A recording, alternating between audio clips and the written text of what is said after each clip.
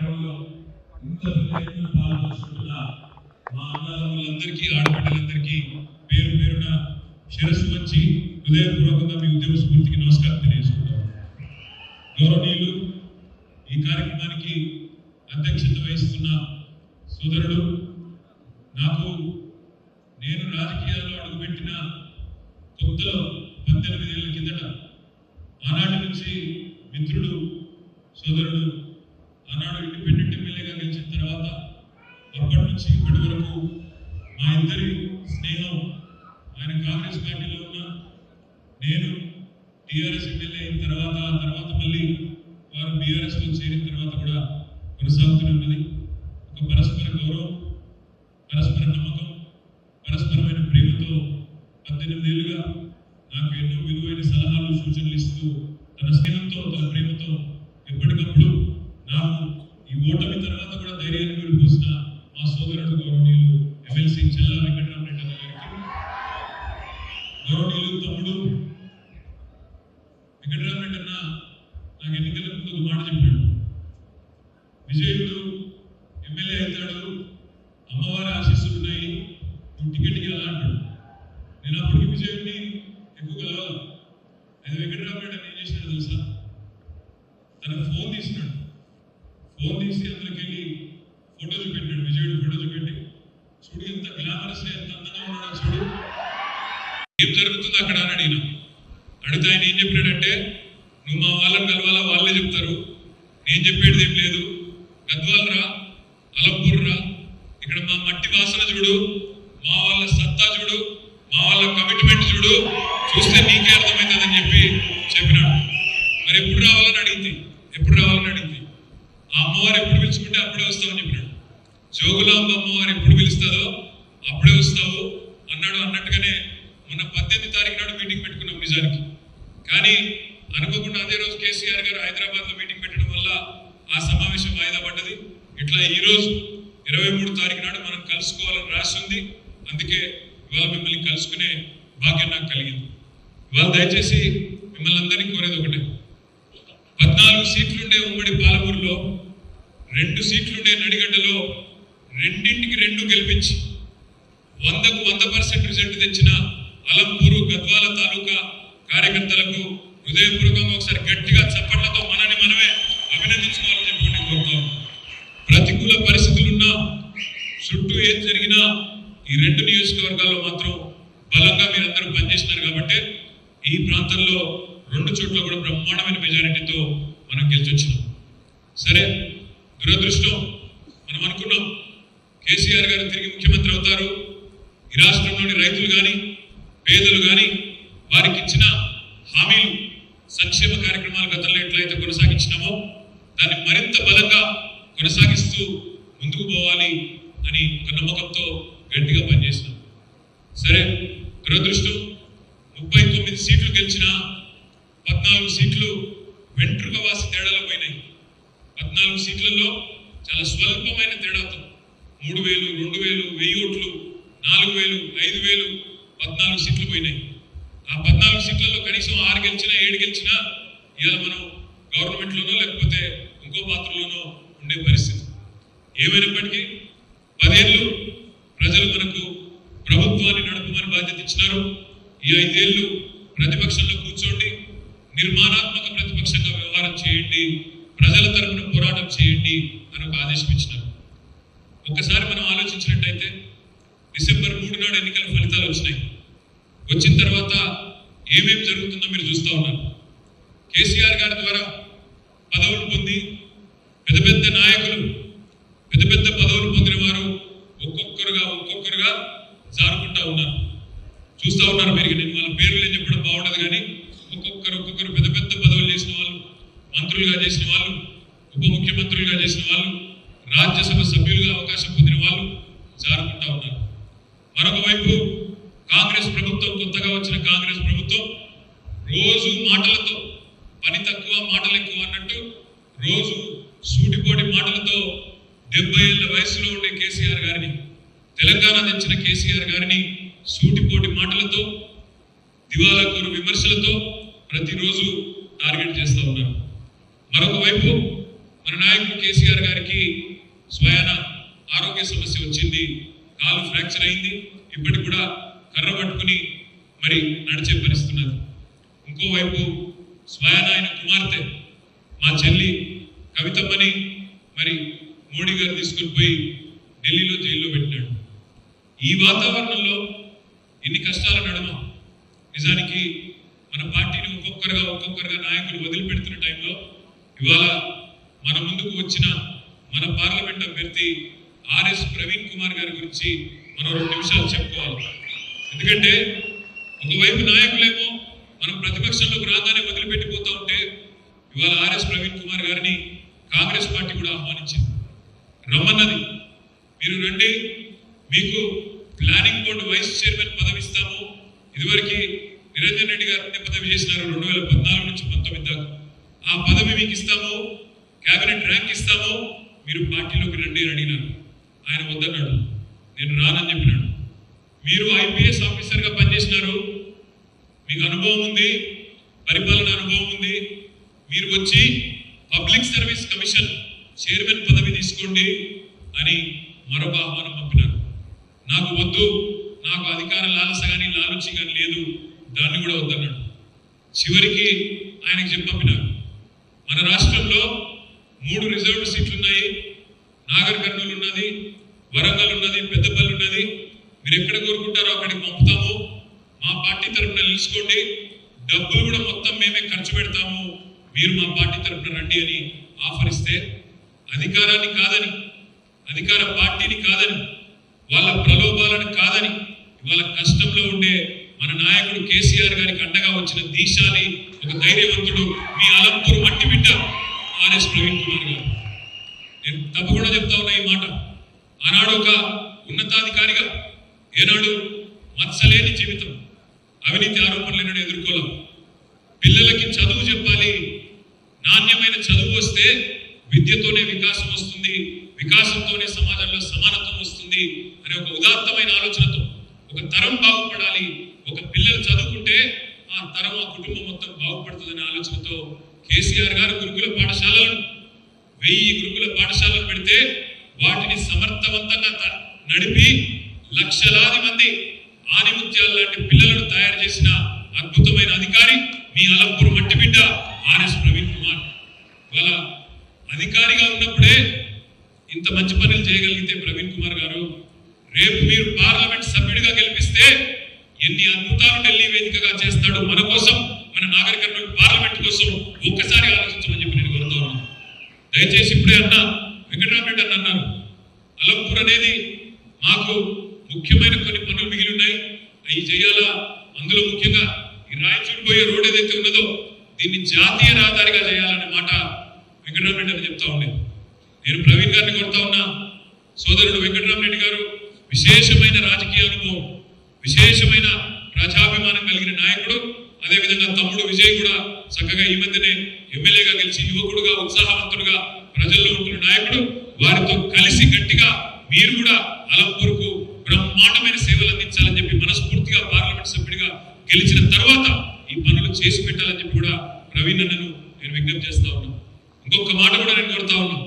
ఇవాళ ప్రవీణ్ కుమార్ గారు పార్లమెంట్ సభ్యుడిగా గెలుస్తారు అనే టాకు మనం అభ్యర్థిగా డిక్లేర్ చేసినట్టు నుంచి అయింది. నేను ఇంకొక మాట కూడా నేను చెప్తా ఉన్నాను ఈ సందర్భంగా.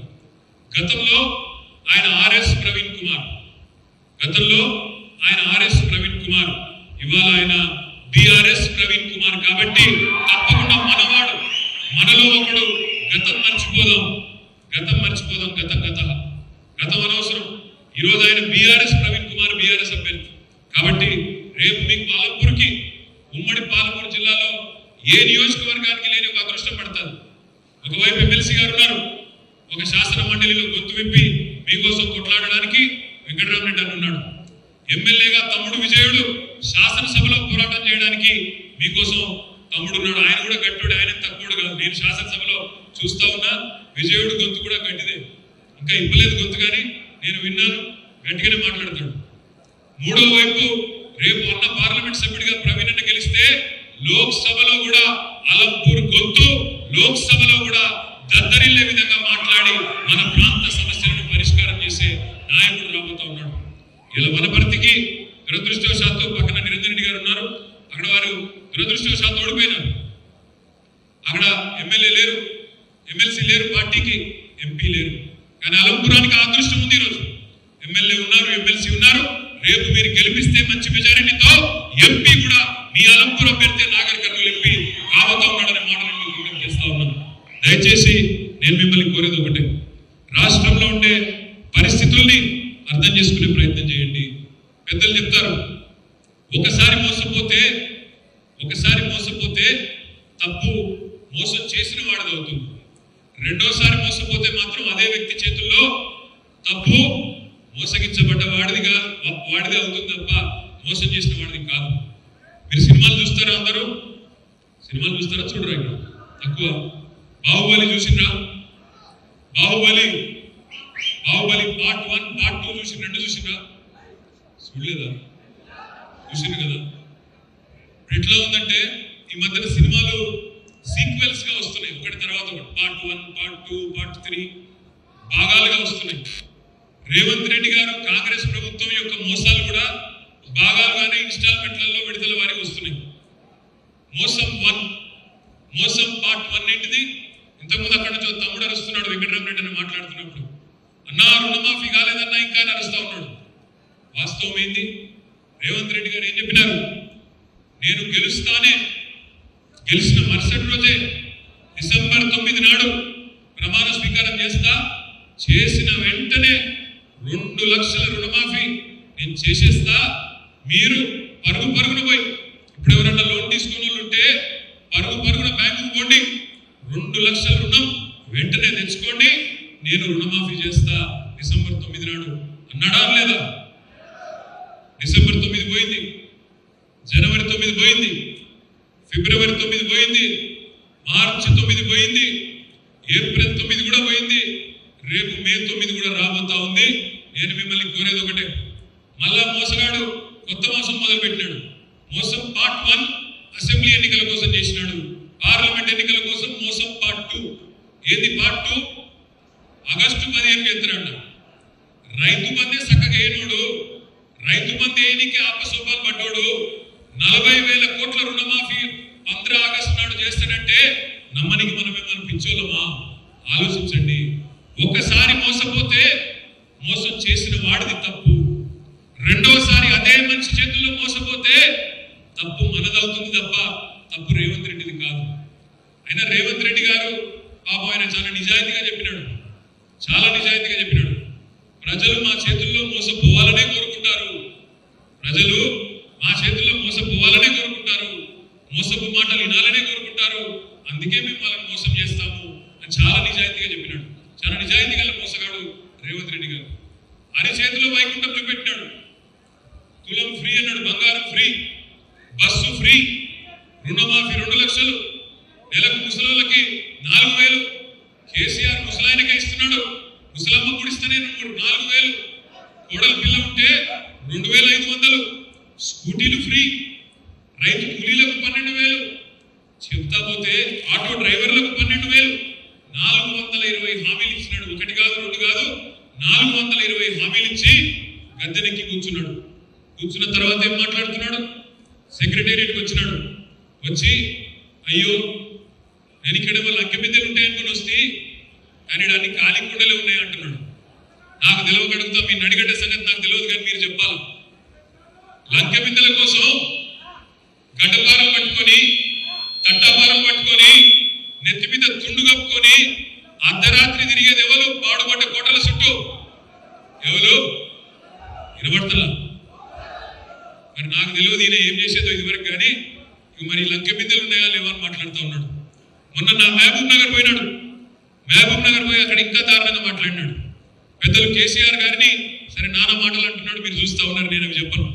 ఒక ముఖ్యమంత్రి స్థాయికి తగని మాటలు మాట్లాడుతున్నాడు. జేబులో కత్తెర పెట్టుకొని తిరుగుతున్నా అని మాట్లాడతాడు ముఖ్యమంత్రి.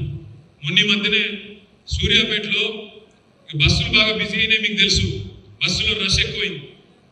ఫ్రీ బస్సు కాబట్టి లేడీస్ ఎక్కుతున్నారు. అరే నీకు దండం పెడతారు ఆయన అవకాశం కొద్దిసేపు లొలిపెట్టు, చెప్తాను లొలిపెట్టు. అయితే సూర్యాపేటలో మొన్న మధ్యన బస్సులో బాగా రష్ ఉంది.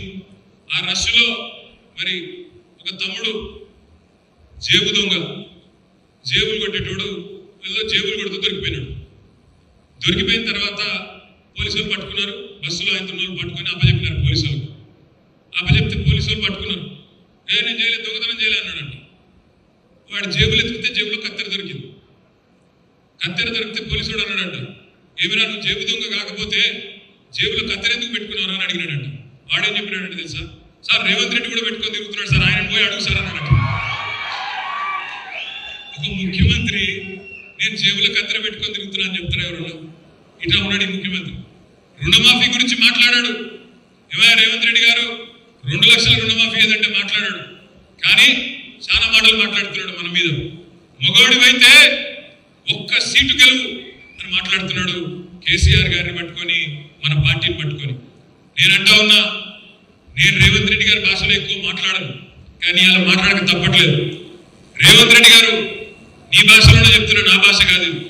మగాడివైతే నువ్వు 2 లక్షల రుణమాఫీ చేసి చూపెట్టు, అప్పుడు మగాడని మాటలు మాట్లాడుతావు. మగాడివైతే 1,67,00,000 మంది ఆడకూతుర్లకు మాటిచ్చినావు. నెలకు 2,500 రూపాయలు ఇస్తానని మాటిచ్చి ఓటేయించుకున్నావు. మగాడివైతే నెలకు 2,500 రూపాయలు చెప్పినావు కదా నువ్వే. నెలకు 4,000 ఇస్తున్నా. కేసీఆర్ గారు ఒకరికే ఇస్తున్నాడు ముసలమ్మకి, నేను ముసలమ్మకి ముసలాయనకి ఇద్దరికి ఇస్తా, నెలకు 4,000 నువ్వే కదా చెప్తివి. మగాడివైతే 46 లక్షల మంది ఆసరా పెన్షన్లు తీసుకుంటున్న వాళ్ళకి, వాళ్ళతో పాటు వాళ్ళ భార్యలకు కానీ భర్తలకు కానీ నెలకు 4,000 రూపాయలు వేసి అప్పుడు చెప్పు నువ్వు మగాడివైతే. మగాడివైతే నేను అడుగుతా ఉన్నా రేవంత్ రెడ్డి గారు, చేయమన్నావు కదా. ఆటో డ్రైవర్లకు నెలకు 10,000 ఇస్తానంటివి, రైతు కూలీలకు 12,000 అంటివి, కౌలు రైతులకు రైతు బంధు అంటివి, రైతు భరోసా అంటివి. ఏమాయ మరి ఇవన్నీ 100 రోజుల్లోనే అన్ని గ్యారెంటీలు చేస్తా అని నమ్మబలికి ఇవాళ వచ్చి మోసపు మాటలు మళ్ళొక్కసారి మాట్లాడే ప్రయత్నం చేస్తా ఉన్నాడు. వస్తాడు రేపో మాపో నాగర్ కర్నూలుకి వస్తాడు, ఈ పార్లమెంట్కి వస్తాడు, అలంపూర్కి వస్తాడు. రేవంత్ రెడ్డి గారు కొత్త పంతా ఎంచుకున్నాడు. ఏమంటే ఏ గుడికాడికి పోతే ఆ గుడికాడ దేవుడి మీద ప్రమాణం చేస్తున్నాడు. నిన్న యాదగిరిగుట్ట పోయినాడు, లక్ష్మీ నరసింహస్వామి సాక్షిగా అని లక్ష్మీ నరసింహస్వామి మీద ఒట్టేసినాడు. నిజామాబాద్ పోయినాడు, బాసర సరస్వతి తల్లి సాక్షిగా అని అక్కడ బాసర అమ్మవారి మీద అక్కడ ఆమె మీద పెట్టినాడు. వేములవాడ పోయినాడు, రాజరాజేశ్వర స్వామి సాక్షిగా రుణమాఫీ చేస్తా అన్నాడు. నాకైతే భయం అవుతున్నది. ఇక్కడికి కూడా వస్తాడు, జోగులాంబ తల్లి సాక్షిగా ఇక్కడ కూడా మాట్లాడతాడు. మోసపోకండి, మోసం పార్ట్ 1 అయిపోయింది అసెంబ్లీ ఎన్నికల కోసం, మోసం పార్ట్ 2 పార్లమెంట్ ఎన్నికల కోసం ప్రారంభించినాడు. తప్పకుండా మనం ఆ మోసాన్ని జయించాల్సిన బాధ్యత మన మీదనే ఉన్నది.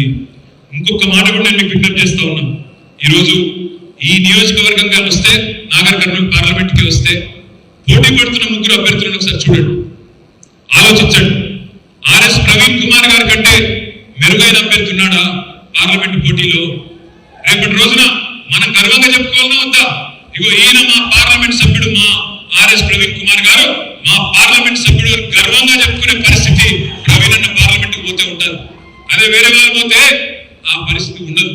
పైరవీలు చేయడానికి రేవంత్ రెడ్డి గారు ఢిల్లీకి పంపే బ్యాగుల సంచులు మోయడానికి ఆయన వనికొస్తాడేమో కానీ పార్లమెంట్ లో ఉండే ప్రజల కష్టాలు అక్కడ ఢిల్లీలో వినిపించడానికి మాత్రం పనికిరాడు. ఒక్క అధికారిగా ఉన్నప్పుడే, పోలీస్ అధికారిగా ఉన్నప్పుడే ప్రవీణ్ కుమార్ గారు బ్రహ్మాండంగా పనిచేయగలిగినాడు. మరొక పార్లమెంట్ సభ్యుడైతే ఎంత సమర్థవంతంగా పనిచేస్తాడో ఆలోచించమని చెప్పి నేను కోరుతా ఉన్నాను. ఒకసారి మా కృష్ణమోహన్ రెడ్డి అని పిలిచినాడు. ఎక్కడికో గద్వాలలో సభకు పోతుంటే నేను, నిరంజన్ రెడ్డి గారు, మేమందరం దరూరులో ఆనాడు ఓ పత్తి చేనులో 50-60 మంది రైతులు కనపడ్డారు. పలకరిద్దామని పోతే పాలమూరు అంటేనే ఒకప్పుడు వలసల జిల్లాగా పేరు. యాడికి పోయిన దేశంలో ఎవరు కనపడతారయ్యా కన్స్ట్రక్షన్ సైట్లో అంటే పాలమూరు లేబర్ అనేది. సో అట్లాంటి పరిస్థితులు కూలీలు ఉంటే కూలీలతో మాట్లాడికి పోయినాం మేము దరూరులో. ఆడపోతే 50 మంది ఉన్నారు. ఇది ఎప్పుడు నేను చెప్పేది ఒక 5-6 ఏళ్ల కిందట. ఆ రోజు కృష్ణమోహన్ రెడ్డి గారు కాన్స్టిట్యున్సీలో జరిగిన సంఘటన. 50-60 మంది ఉంటే అందరినీ పిలిచినాం. పిలిచి ఏ ఊరమ్మ మీద అడిగితే నేను అనుకున్నా కొంతమంది ఆలపూర్వలు ఉంటారు, కొంతమంది పక్కనే మన నారాయణపేటలో అక్కడి నుంచో ఇక్కడి నుంచో మన వాళ్ళే ఉండింటారంటూ. కానీ వాస్తవం ఏంటంటే ధరూర్లో ఆ రోజు నేను కలిసిన కూలీలు కొంతమంది కర్నూలు వాళ్ళు, కొంతమంది రాయచూరు వాళ్ళు, ఇతర రాష్ట్రాల నుంచి కూడా ఇవాళ మన తెలంగాణకు వచ్చి పుట్టగడుపుకునే పరిస్థితి కేసీఆర్ గారి ప్రభుత్వంలో వచ్చిన మాట వాస్తవమా కాదా మీరు ఆలోచించండి. వెంకటరామరెడ్డి చెప్పినాడు ఇప్పుడే, కేసీఆర్ నీళ్ళకు బాధ లేదు, కేసీఆర్ 10 ఏళ్ళు కరెంటు బాధ లేదు, కేసీఆర్ 10 ఏళ్ళు రైతు బంధు బాధ లేదు. ఈ ఫోన్లు టింగ్ టింగ్ టింగ్ అని మోగుతూ వారం రోజుల్లోనే 7,600 కోట్ల రూపాయలు 70 లక్షల రైతుల ఖాతాల్లో లంచంగా పడేది. అదే కాంగ్రెస్ ప్రభుత్వం వచ్చినాక రైతు బంధు కోసమే అడుక్కునే పరిస్థితి వచ్చింది. నీకు పడ్డదా రైతు బంధు అంటే నీకు పడ్డదా అని రైతులు ఒకరు చూసుకునే పరిస్థితి వచ్చింది. రుణమాఫీ సంగతి దేవుడు ఎరుగు, 10,000 పోయి 15,000 అవుతుంది అనుకున్నాం. కానీ కేసీఆర్ ఇచ్చిన రైతు బంధుకే దిక్కులేదు అని తలకాయ పట్టుకునే పరిస్థితి వచ్చింది. ఇప్పుడే సోదరుడు ఎమ్మెల్సీ గారు చెప్తా ఉన్నారు, ఎమ్మెల్యే గారు చెప్తా ఉన్నారు, వెంకటరామరెడ్డి గారు, విజయుడు గారు, మన గవర్నమెంట్ గాని వచ్చింటే ఈసారి ఆర్డీఎస్ నెట్టెంపాడు పూర్తి చేసి ఈ ప్రాంతంలో రోడ్లు, కొన్ని విద్యాలయాలు కూడా తెచ్చుకోవాలనుకున్నాం. తప్పకుండా అది చేయాలా మీరు అని చెప్పి వారు చెప్తా ఉంటే నాకు ఇంకో మాట కూడా వెంకటరామన్ నా చెవులో చెప్తా ఉన్నాడు. 8-10 పార్లమెంట్ సీట్లు కనుక మనం గెలిస్తే, 8-10 పార్లమెంట్ సీట్లు కనుక గెలిస్తే పార్లమెంట్ ఎన్నికల తర్వాత ఈ రాష్ట్రంలో రాజకీయంగా చాలా చాలా మార్పులు వస్తాయి. తప్పకుండా మీ కలలు నెరవేరుతాయని మాట కూడా నేను విజ్ఞప్తి చేస్తా ఉన్నా. వాళ్ళ ప్రజలు చాలా కోపంగా ఉన్నారు, నాకంటే బాగా మీకే తెలుసు. గ్రామాల్లో కోపంగా ఉన్నారు, రైతులు కోపంగా ఉన్నారు. రైతు బంధు రాలేదు, రైతు భరోసా అన్నారు, భరోసా దిక్కులేదు. అదే మాదిరిగా రుణమాఫీ జరగలేదు. మరి అదే మాదిరిగా ఈ రోజు వరకు, ఈ నిమిషం వరకు మరి ఎప్పుడు ధాన్యం కొనుగోలు జరుగుతుందో కూడా ఇప్పటి వరకు తెలియదు. ఇది పరిస్థితి. అదే మాదిరిగా మహిళలు ఇవాళ కోపంగా ఉన్నారు. అరే ఏం జరుగుతా ఉంది ఈ రాష్ట్రంలో? మనకి కేసీఆర్ గారు ఉన్నప్పుడు అన్ని సవ్యంగా జరిగేది. ఈయన పెద్ద పెద్ద మాటలు చెప్పినాడు, నెలకు 2,500 అన్నాడు, పెన్షన్లు పెంచుతానన్నాడు, ఇంకా ఏమేమో చెప్పినాడు, తులం బంగారం అన్నాడు, స్కూటీలు ఫ్రీ అన్నాడు, 100 రోజుల్లో అన్ని చేస్తా అన్నాడు. ఇవాళేమో కథలు చెప్తున్నాడు అని చెప్పి మహిళలు కోపంగా ఉన్నారు, విద్యార్థులు కోపంగా ఉన్నారు. రాష్ట్రంలో ఇప్పటి వరకు 100 రోజుల్లో మోసకారి ప్రభుత్వం కేసీఆర్ ఇచ్చిన ఉద్యోగాలను ఇవాళ నేనిచ్చిన ఉద్యోగాలని చెప్పుకుంటున్నారు రేవంత్ రెడ్డి గారు. 30,000 ఉద్యోగాలు కేసీఆర్ గారి ప్రభుత్వంలో ఆనాడు ప్రవేశ పరీక్షలు జరిగి, ఆనాడే మొత్తం అపాయింట్మెంట్లు జరిగి, కాగితాలు మాత్రం రేవంత్ రెడ్డి గారు ఇచ్చి నేనిచ్చిన ఉద్యోగాలని చెప్పుకుంటుంటే విద్యార్థులు, నిరుద్యోగులు వాళ్ళు కోపంగా ఉన్నారు. 2 లక్షల ఉద్యోగాలు అన్నారు సంవత్సరానికి, ఇంతవరకు ఉద్యోగాల ఊసులేదు. నా విజ్ఞప్తి అందుకే మీ అందరితో ఒకటే, కాంగ్రెస్ మీద భ్రమలు 100 రోజుల్లోనే పోయినాయి. ఇక మరొక party BJP, Bharatiya Janata party. ఈ మధ్యన వాళ్ళు కొంత అక్కడ ఇక్కడ ఎగురుతా ఉన్నారు, దుంకుతా ఉన్నారు. ఏమయ్యా 10 ఏళ్ళు మోడీ గారు ఏం చేసినారు అంటే చెప్పనికే ఏం లేదు. తెలంగాణకి ఏం చేసినాడో చెప్పమంటే ఎవడు చెప్పడు. పోనీ భారతదేశానికి ఏం చేసినారో చెప్పండి అంటే చెప్పరు. పోనీ మా నాగర్ కర్నూలు పార్లమెంట్లో మా అలంపూర్ తాలూకాకి ఏం చేసినారు, మా గద్వాలకి ఏం చేసినారంటే చెప్పనికే ఏం లేదు. అందుకే ఒకటే ఒక స్లోగన్ వాళ్ళది, జై శ్రీరామ్. ఏమనంటే జై శ్రీరామ్. శ్రీరాముతోన మనకేం పంచాయతీ లేదు, శ్రీరాముతోన మనకేం పంచాయతీ లేదు. రాముడు దేవుడు, రాముడు దేవుడు, అందరివాడు. ఆయన ఏం బీజేపీ వాడు కాదు, అందరివాడు.